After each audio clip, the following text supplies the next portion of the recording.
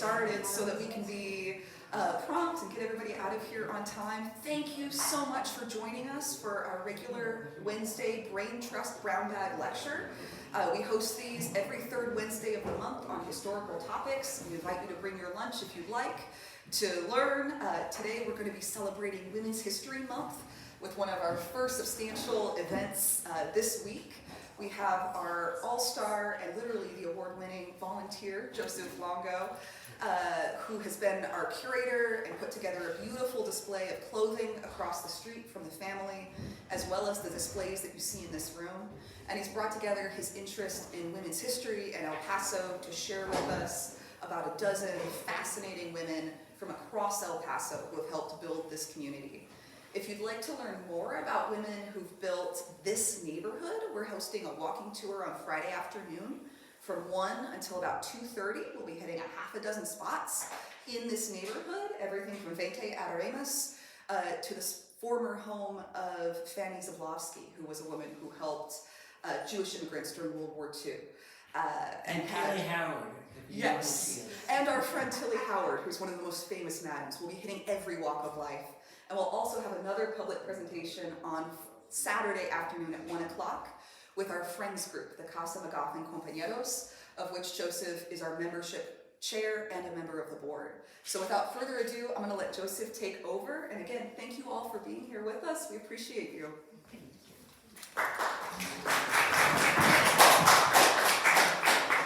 Well, thank you all for coming here, and I appreciate the crowd, you know. My name is Joseph Longo, and I'm going to talk to you about, give you an overview of some of the accomplishments by different women organizations during the development of El Paso in the early days, but also go over some accomplishments of some individual women that I have information I've collected from my research over the years. Now, I have been researching different women in El Paso history for maybe 9 years, and wrote different articles, did different exhibits, different talks. So many of these women come from these programs that I have done in the past. Some of these are well-known and some of these are lesser-known women. So before I get started, I want to encourage you all to ask about our friend group, the Casa McGoffin.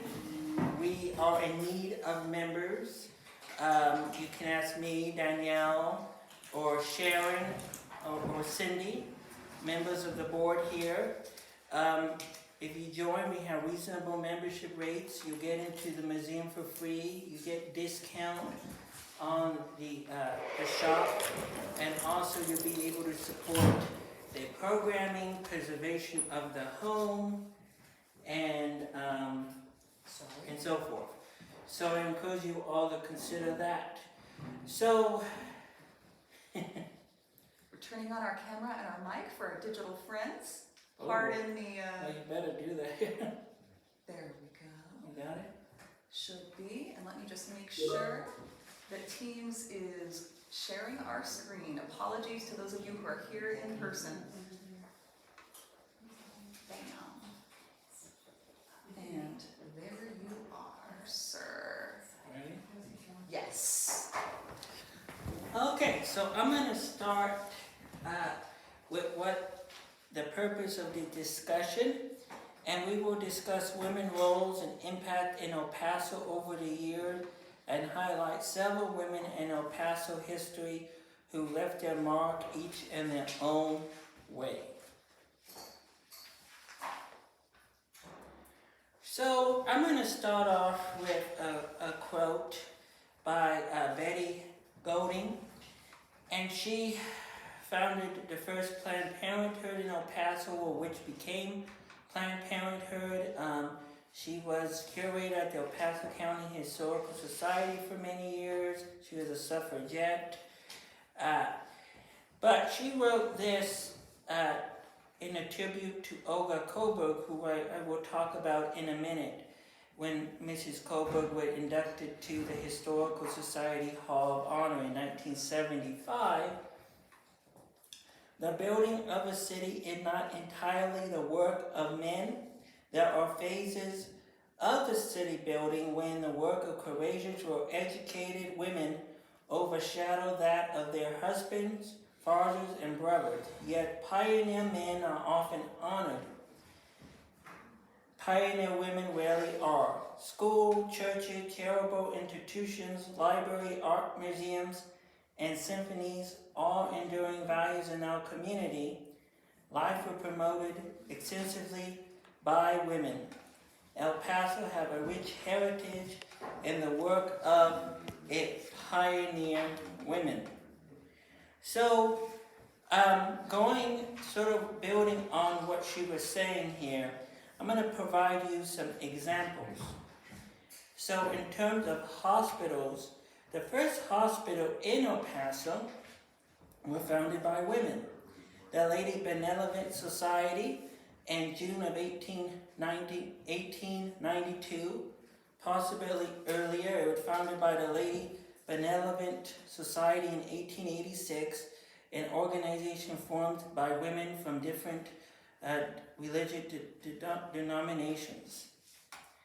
And it was the same year that you had the Sisters of Charity of St. Vincent de Paul also came here and eventually established what later would become Hotel Dieu. So you also had Eugenia Schuster, her husband, Schuster, the street, named after her husband. She, her and her husband co-founded Providence Hospital in 1902, and she really ran it until she died. You also had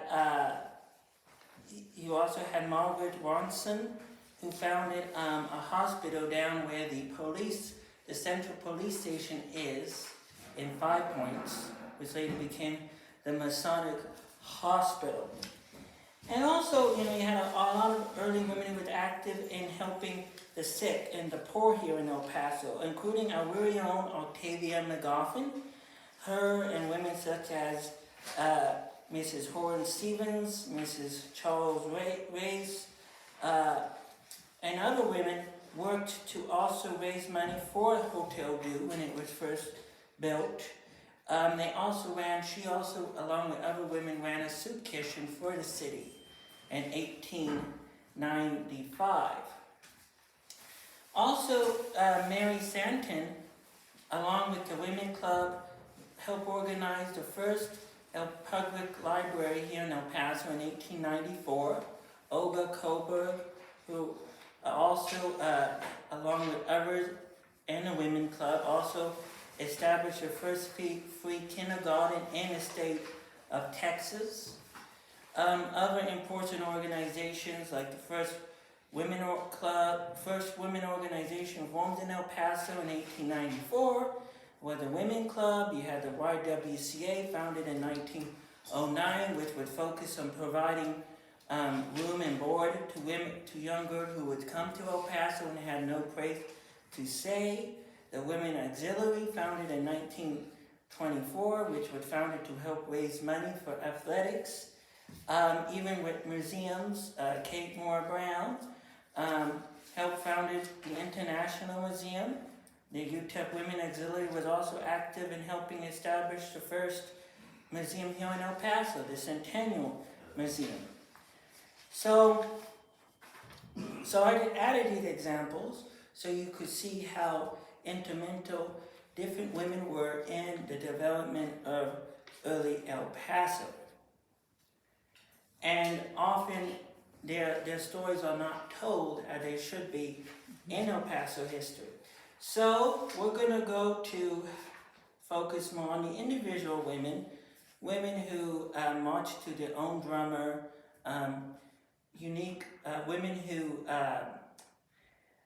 like Margaret Yitzhak, like Nancy Hamilton was saying, this is her quote from Gun and Gumption. The book is in back of the tables there. And also going around in that book here with different photographs and stuff from my research.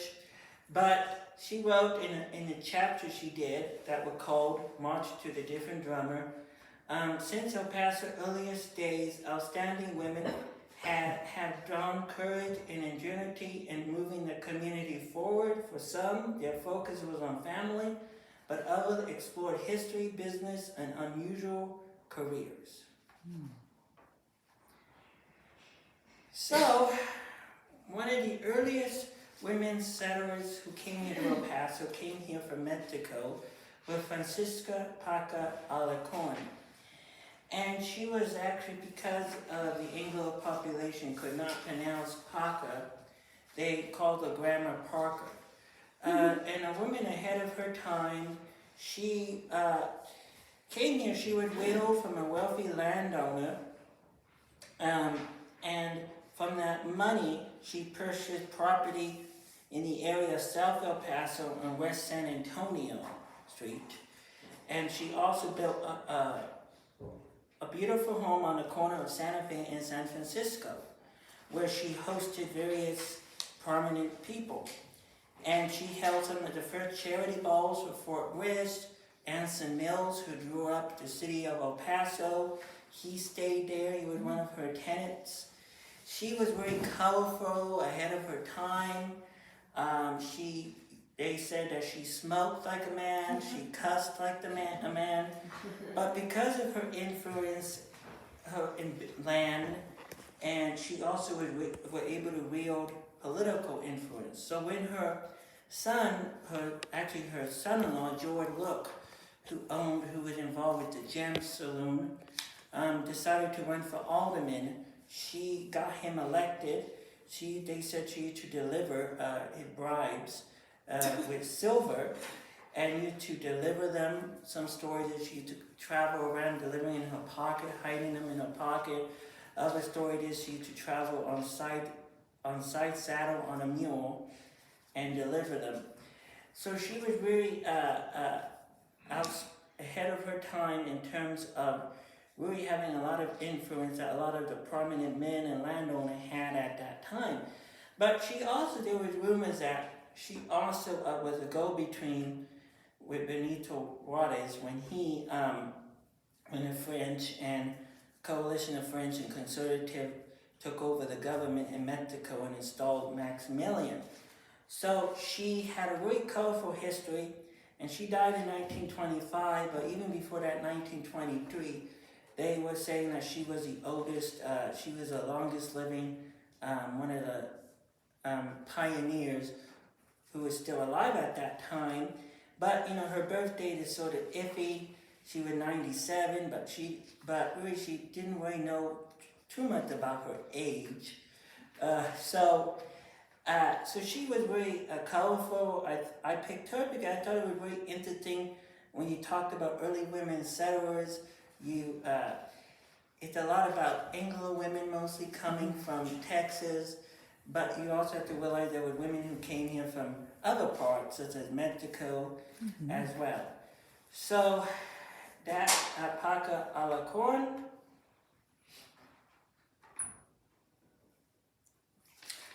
Another woman who came here, she was ahead of her time. She was a builder. She built hotel, what we now know as Hotel Cortez. But she came here in, she came here in 1899 with her 3 sons and purchased the old Rendome Hotel, Vendome. And it was where the Hotel Cortez is now. I'm getting my notes here. I don't tell you wrong information.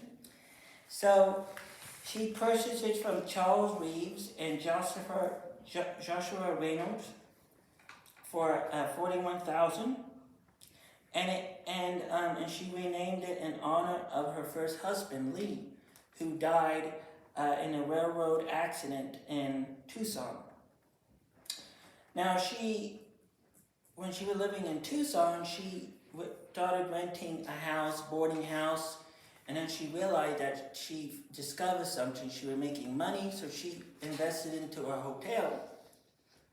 Now there's a story about that which I don't know if it's true, but when the Apaches, when Geronimo were going to invade Tucson, that she welcomed them and had a meal, welcomed them and invited them to have a meal, and they sat down and they would deliver gifts to her hotel. That is according to family stories. So she came to El Paso, and her second husband, Charles DeGoff, was not happy about coming here. He was a postmaster in Tucson, and he did not really wanted, at first, she got him on board eventually, wanted to invest in the hotel. And because they did not exactly have enough money at first. So she totally renovated it, and renamed it, like I said, after her husband, and it opened in 1901. And it was a really glamorous affair. You know, they had a big ball, you know, and then eventually she also decided to go into real estate. So she owned a lot of property, she sold it. She built her own home on Texas Avenue. She bought also a lot of property in the Lower Valley and had a farm there. She also bought another big hotel called Hotel Sheldon, which is now where the Hilton Hotel was at. And it eventually did burn down in 1929, but the family did, before that, just sell their interest in that. So in 1925, she decided to tear down Hotel Orndorff and build a new one. And she was really a perfectionist. She inspected every floor, every single detail. But eventually, that her health got catch up to her, and she died before it was constructed, before it was opened. And her son eventually did open it, but then he sold it to Husserman, and it was a Husserman Hotel, and then the West Texas Hotel Corporation, I believe, bought it, and they held a contest, and they renamed it Hotel Cortez because of the interior decoration, looked like a conquistador. She was also the first president of the Equal Franchise League, which was the first women's suffrage organization here in El Paso. She was also a founder and first president of the Civic Improvement League that were involved with early beautification efforts here in El Paso, including Houston Square.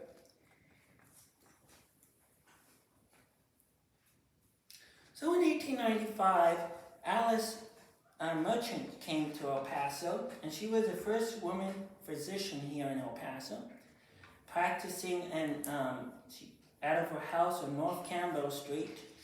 And she was also active in a lot of welfare work, working with women, working with children, giving advice to many.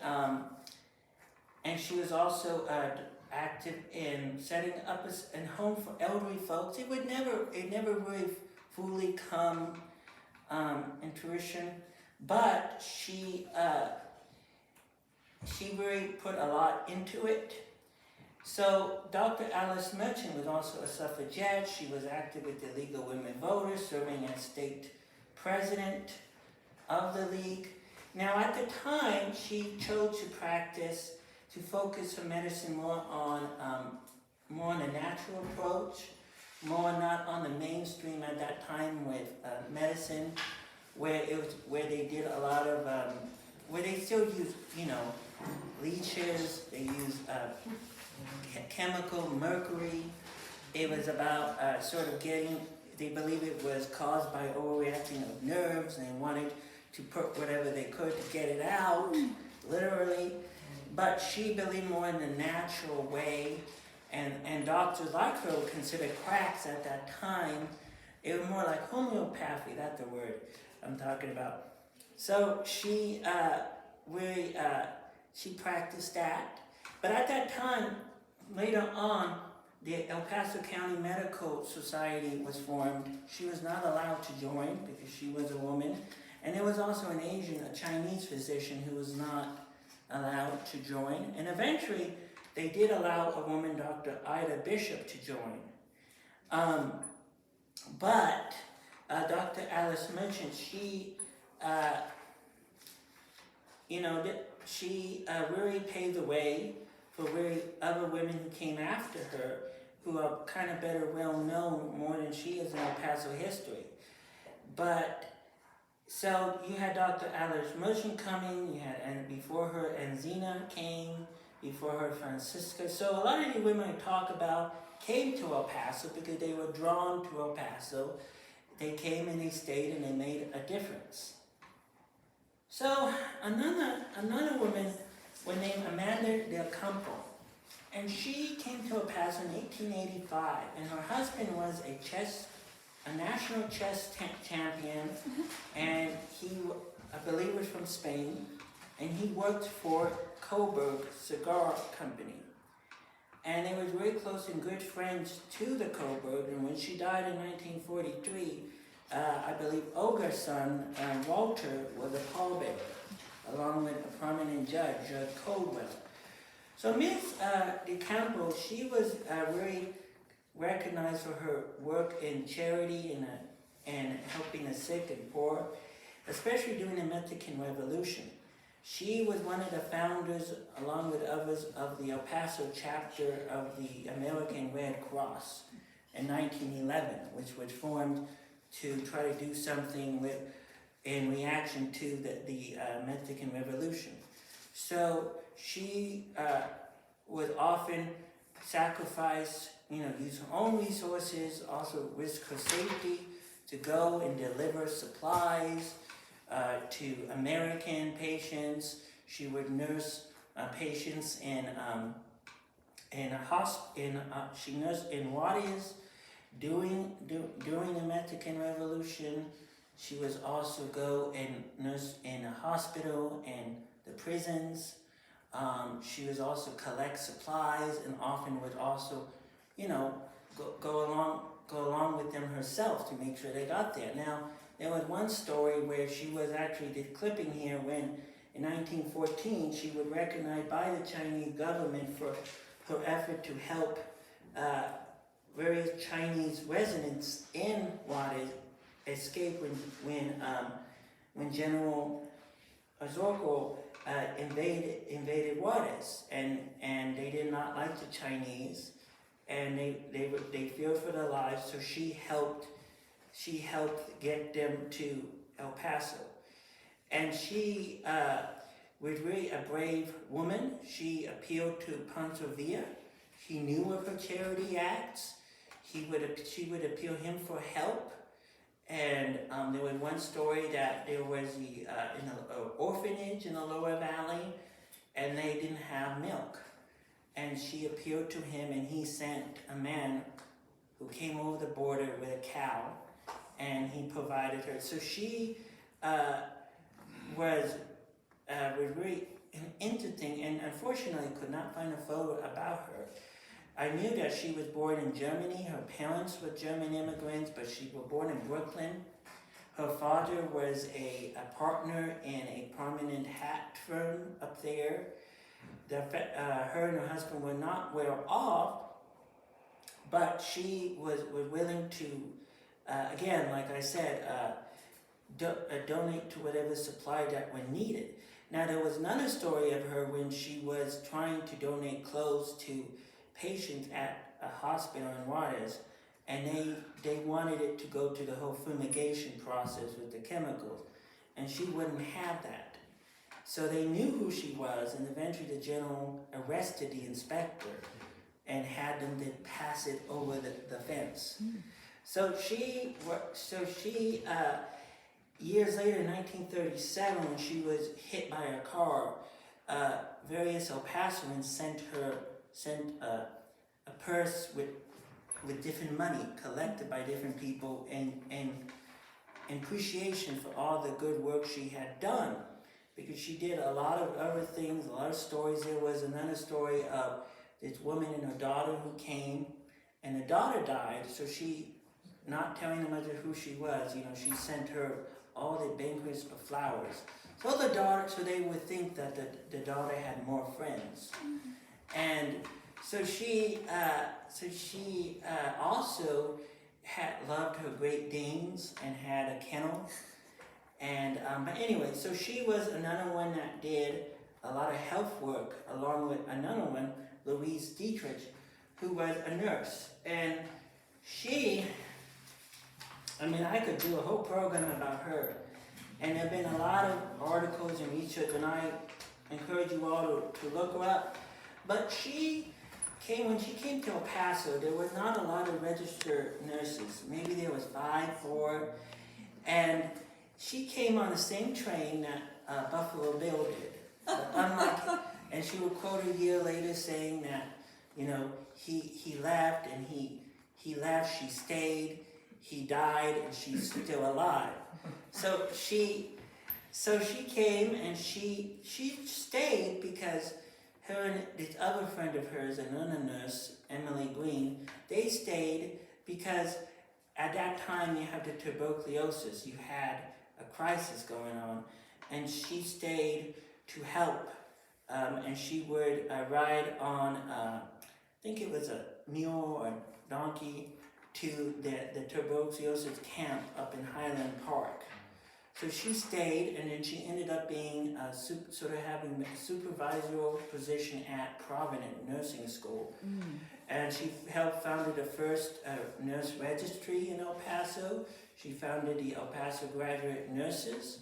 She became the first educational secretary of the board of the Nursing Board of Examiners.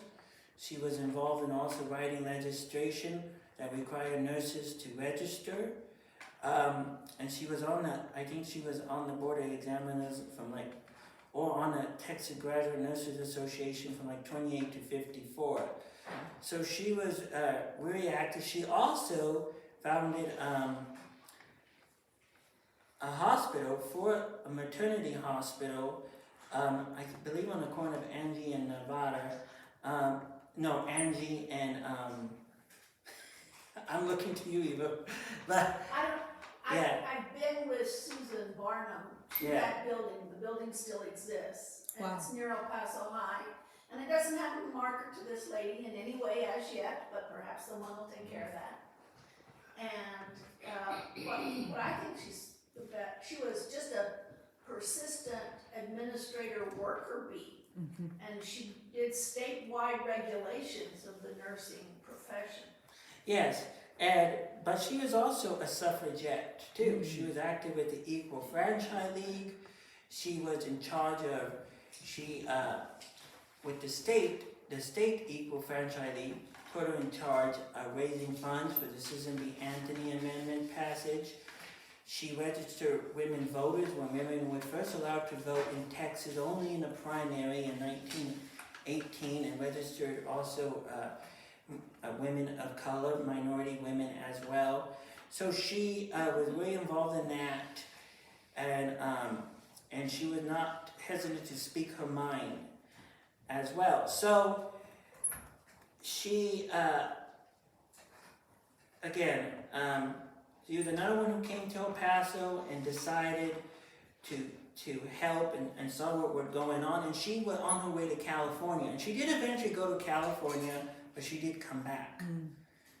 So another woman was Virginia Mendez. And she was the first Mexican-American woman policewoman in El Paso. And she was such a character. She was tough as any policeman was at that time. And at that time, you did have women, but they were, a lot of the male colleagues, they were considered more social workers by them. They worked with women and children, and they were not considered real policemen, but they were. But she, she also, I believe, if I'm not mistaken, also trained with Charlie Matthews, who was a boxer. And she was very tough. There was a story of, she got a call of this husband, and he was beating his wife, and she came, and then they came back, and they found him on the ground. And so she was tough, and held her own, and her logbook is at UTEP Special Collections. She wrote what she did every time, working on the streets, trying to locate runaways, arresting prostitutes. But they did more than that. Her and other early women, police women, also helped the women too. and helped many of the young women who they thought came under influence of bad men and lacked strong family upbringing. So they worked and tried to help them as well. So, but she was the second. Well, actually not the second. She came in 1919, and you see, the policewoman was not that position was not permanent. They kept on bringing it back, abolishing it, you know. And the earliest probably date where they had policewomen was 1913. And then, possibly because of political realignment, she lost her position. She worked at the city clinic, and then they tried giving her another job. I think it was at a swimming pool, and eventually she got a job as a deputy county probation officer, working with Emma Webster, who was the first woman deputy sheriff in 1913. And this photo here, 1929, is this poor young man, the child. He was chained with dog chain to a bed by his stepmother for apparently running away, and also she also got his brother to help, chained to the ceiling as well. And neighbors knew about this, and they were telling the police about it. So this is a picture of her holding a strap, because she would also beat him if he misbehaved. Is he alive there? Yes. Yes. I'm not very familiar why they were staging that with the photographs. But so she so you could see, I wanted you to just see what she were dealing with at that time. So eventually she also, I think she retired or lost that position because, again, change in political administration. She eventually, though, another interesting note is her daughter and her son-in-law ended up running La Hacienda restaurant. And she helped develop the menu down there. So another woman that a lot of people don't know about, that I sort of came along when I was writing an article about women in politics and elected office, with Esther May Keller, or Esther Rivera, and she was the first woman justice of the peace in El Paso, from Socorro. She was elected in 1940, and little known about her, but she defeated a long-time incumbent in 1940, and was re-elected and retired and left El Paso. And she went up to Arkansas, where she ran a shop. But she was also, I believe, half Cherokee, and she was also a member of the Cherokee tribe, born in Oklahoma. And she was married to Louis Rivera, who was a dairy farmer, and she was JP. And again, at the time, there are not a lot of newspaper articles. There are only maybe 2 that I found of her, and a little bit about. And it's an ongoing thing to find out specifically how the office was at JP, but there was no controversy. The office seemed to have been stable in terms of bringing money in. There was a case where a former detective who I think would probably relate to a prominent family, she ordered his arrest right away because he shot an African-American man who went after him. He claimed with self-defense. Apparently the man went after him with a brick. So she ordered his arrest right away, and he was a deputy constable. So she left and sort of went out of the picture, and when I was trying to do more research, there was the first woman, because I was trying to find out when was the first woman JP, and I got various names, and I only discovered her through newspaper research, and it came up suddenly. So sometimes when you're researching different stuff, sometimes things that come accidentally. And so I thought it would be important to talk about her. And this is her grave up in Arkansas. Now, we did have a big, there was a big exhibit, African American History Month, down at the museum. And one of the African American women who wasn't covered, might have been, was Mary Webb. And Mary Franks Webb, I don't know if you know Mary Webb Park, but she was the one who she helped, led to buy land, donate land to programs for African American children had a place to play. Because, at that time, Washington Park was really the only, sometimes, they could go and play. She also was active with the local Negro Civic Association, a charity club, and she did work on one of their projects was, I don't know if it was successful, on trying to get money for some land for housing for African Americans in Far East, on the highway, East El Paso at that time. She was from actually LaGrange, Texas, and she died in 1955, but they dedicated a park before she died, and she was just really active. She was one of the founders of the Civic Association, and she was a chairwoman. She led many projects, such as collecting, different clothes, different food for El Pasoans. It didn't matter if he was black or white. She also, the association raised a lot of money to build the new Providence Hospital, also in the 1950s, and she was active with the auxiliary there. So she was very well known. But she died in 1955, and so she didn't really get to see a lot of the accomplishments and progress that came after. But, I think in 1999 they held a big celebration, and they did recognize her and her husband. They didn't have any children, but what they did, because what they did mattered a lot, especially to the African Americans of El Paso, because they didn't have a place to play, they didn't have a place to do anything. So,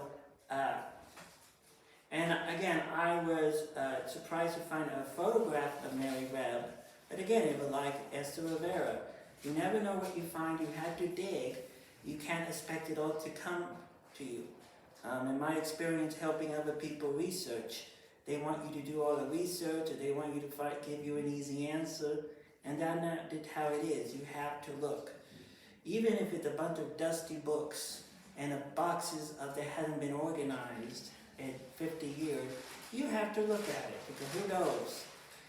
So we get more modern, we get more into the 50s, and this is Elise Jean Sotomayor, also known as Jean Tuck, and she was really interesting.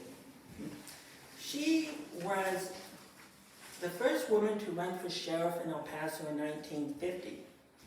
And this was sort of a conservative time in the United States in terms of women history. The women movement, the first wave of feminism had ended in the 30s.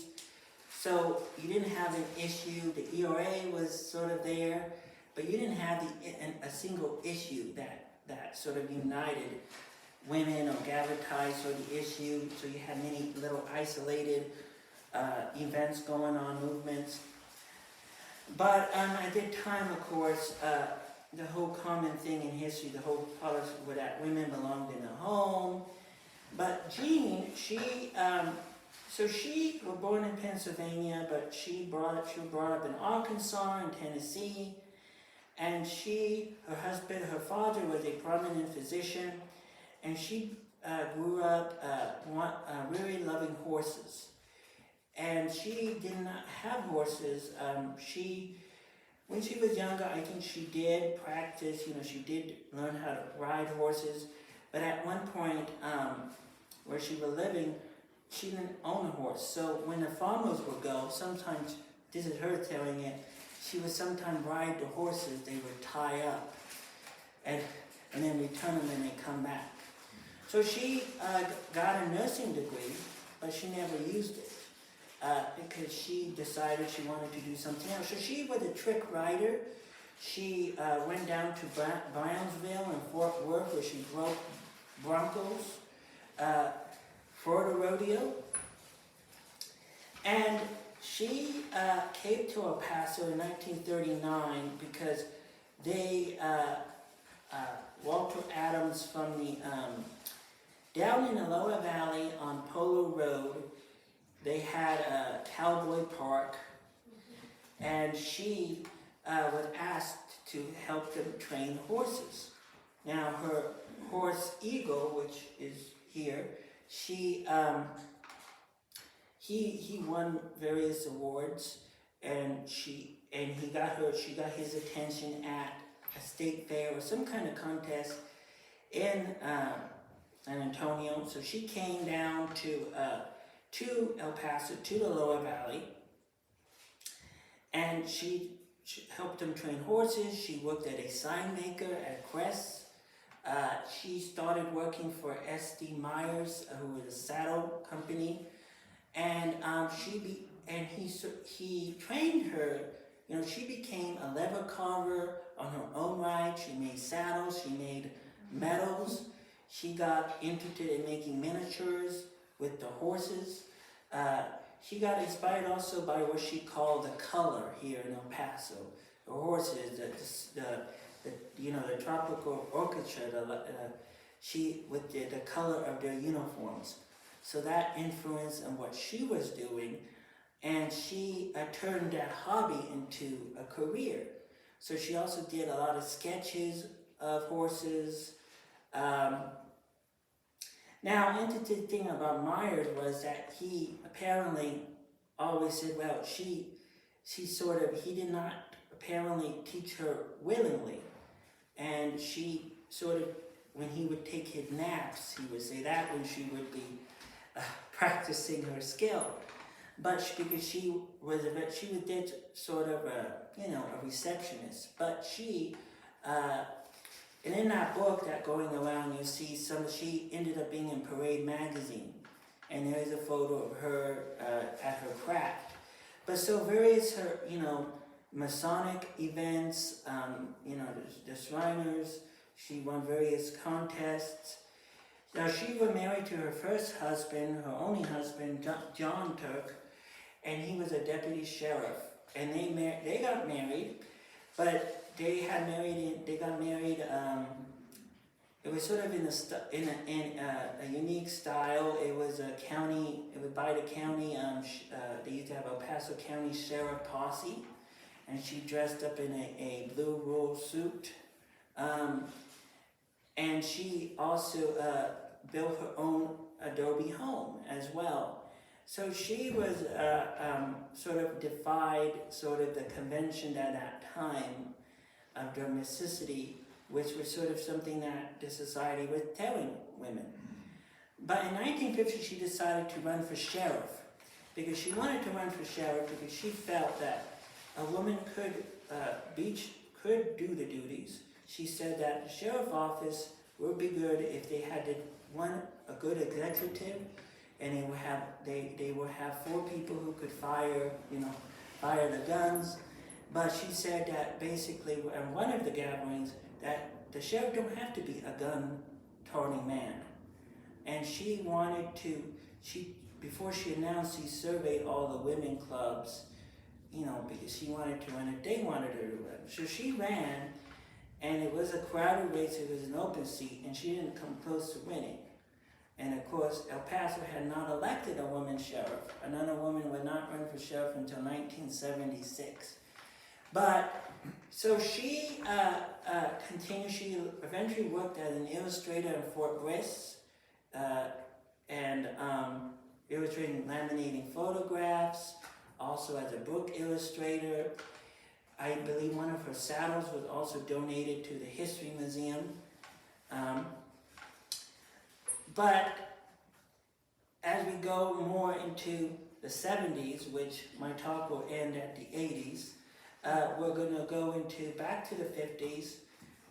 Well, anyway, these are more photos of her. This is her photo from her wedding. talked about her wedding, and this is her Ford Pinto. And this is her with her various collections of figurines. Now, last two are kind of special to me, because they're, be quiet, Richard, because they're the ones who I started researching about. And they're the ones who I first published articles about and started talking about. And I had Anita Blair, and then eventually we're going to talk about Polly Harris, who will be the last woman in the talk. But Anita Blair, she also the only one I got to meet, by the way. So she was the first woman to represent El Paso in the Texas State Legislature in 1952. She was elected on her own. She had little money, little organization. There was no women groups like you would have later on in the 70s and the 80s, like the Women Political Caucus. She was the only actual woman candidate on the whole 1952 ballot at that time. She was also the first blind woman to hold any legislative office in El Paso, and possibly the second legislative to hold any legislative office in the United States. The first were in the 30s in Nebraska. But she defeated 6 men, including a well-known police chief. And her election came as a surprise. She refused to accept money from any defeated politician or organization. Now, she also had her unofficial campaign manager, as she would call him, was Fawn, a German shepherd, a seeing eye dog. And this is more significant because she was, Fawn, it was a she, was the first seeing eye dog in El Paso in 1940. She was blinded in an accident in 1936 while driving with a friend near Alamogordo. It was dark, and it was her friend and her sister. They were not drunk, but he was driving a little fast. There were no lights. I think they were blinded by lights of an incoming car, and there was a truck that was parked on the side of the road. And they ran into it. So they suffered injury, but she suffered a more severe injury. So they took her to the Masonic Hospital, which is now the police station. And she eventually learned to adapt to the life as a blind person, inspired by the memory of her mother, who had died that same year. So she ended up raising money because she wanted to find a job, because she learned how to do Braille and skills at the Lighthouse for the Blind, which unfortunately recently had folded and no longer in existence. But she wanted to be more independent, and so she ended up transcribing Braille, and she ended up raising money for this company up in California. And because of this, they asked her, because of this, businessman was impressed by her. So from Mr. Payton, who owned a meat packaging plant, gave her a seeing eye dog named Fawn. So she went up to the Seeing Eye, which is a pioneer in seeing eye dogs. It was sort of a new thing, came after the war. So they came back to El Paso, and she went to the UTEP, at that time called it a mine in Metallurgy, and she graduated and then earned her master's later on. She was a national freelance safety lecturer traveling around the United States talking in schools and factories about safety prevention. Along the way, she became an advocate for safety legislation. She was the only woman to be a part of President Truman's Presidential Commission on Safety. She worked to lobby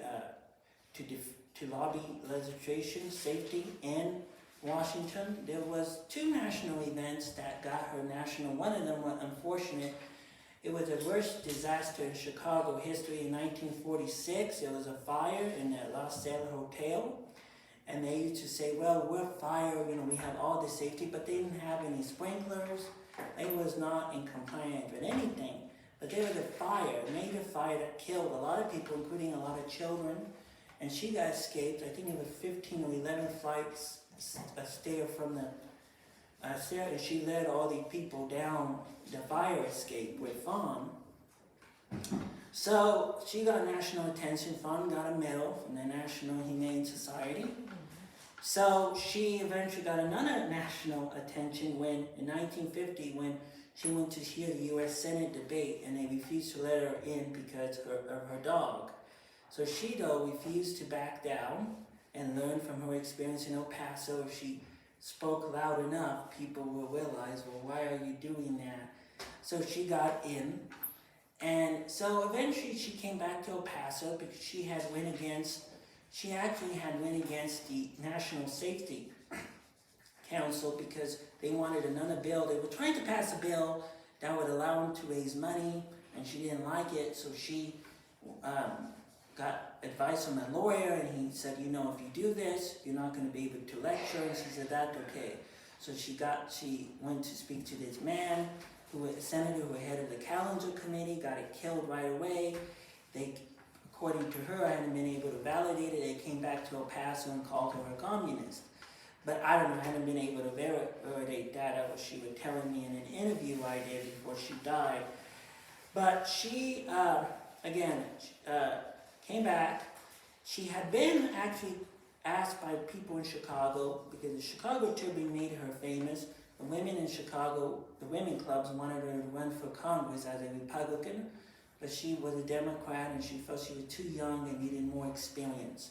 So she came back to El Paso, ran, to gain experience, and she lost, but she came back in 52 and was elected. So she served until 54, and she was defeated because two of the big issues were that she supported its investigation. It was a public investigation of the gambling payoff among public officials. And eventually they were all exonerated by the state. She criticized the investigation, and in rare action they voted to expunge it from the record. It was brought by charges of Pearl Johnson, who had been already in jail for murdering her newborn baby. And also another issue was that she opposed some anti-communist legislation passing, and also when Joe McCarthy were going to speak to the legislators, she opposed that as well. But she did oppose, but she at the same time though did support a lot of the anti-communist legislation though.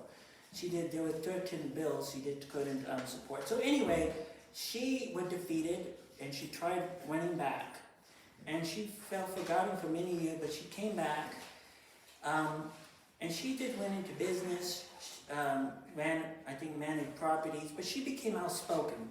And many of you may remember her at city council meetings, school board meeting, controversial, called in on radio shows, newspaper shows.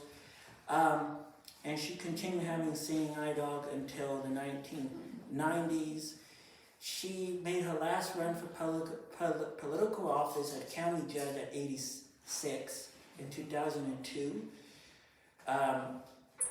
So she died in 2010, and we're currently, along with the El Paso County Historical Commission, are working on a historical marker to be placed at Austin High School. And we're still waiting back on approval from the state. So, the last person here, and then I'll be finished, is Polly Harris. Polly Harris was not the first woman to serve on city council. That honor belonged to Arlene Quinnan. But she was the first woman to be mayor pro tem, the first woman to act as mayor in 1980, way before they elected the first woman mayor in 89. Who many credited her for help paving the way for. But she was also the first woman to serve three non-consecutive terms as mayor. She was the first woman to be re-elected in 1979. They changed the city council system because before that you would be elected at large. They became single districts, so she was the first person to represent Central District. She helped bring a lot of funding to projects within that area. She was also flamboyant and colorful. She didn't mind making fun of herself, laughing at herself, because she believed she was an actress, active in local theater. And she, directed, she was a director, and all that goes back to when she was growing up in Kansas City, Missouri. She was the only child of 2 doctors. Her mother was one of the early women optometrists in the state, and they lived not too far from a semi-professional theater.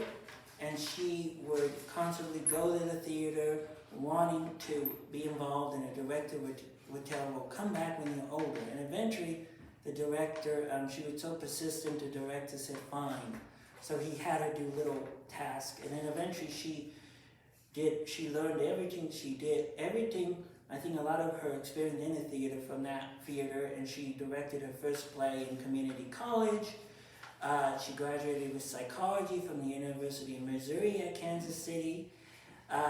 She was married to Paul Harris, who was an engineer. He also tested rockets in Houston for NASA. So they came to El Paso because they wanted to work in radio. So she worked with talk radio in El Paso for KECT and KVIA. And then she worked for Mid-Top Advertising, eventually working up to be executive for public relations. And when she ran for office, she was considered a new type of women candidate because she was sort of one of the first self-made women businesswomen to run for office at that time. So she lost by 12 votes in 1981. They wrote an article here in Paso del Norte, and this is her here making a comeback.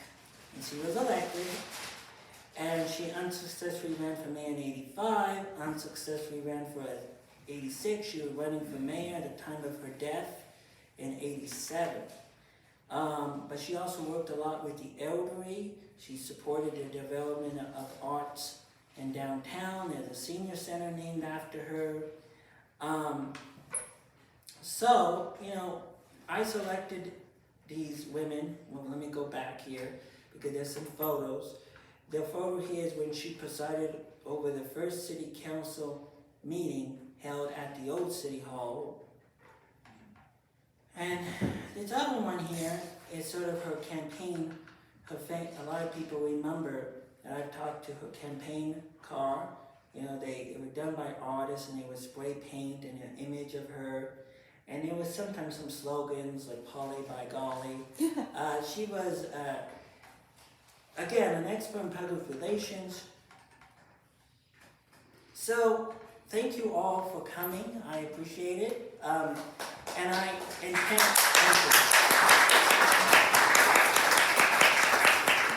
And I know it's a lot of people, it's a lot of names, but it's important to talk about Women's History, not this month, but all year round. And thank you very much. Thank you. I know our friends from Workforce Solutions need to head out pretty promptly, so please, we will not take offense. If anybody else has any questions or would like to move forward, you'd be more than welcome into the room. And please, Joseph is a wealth of knowledge.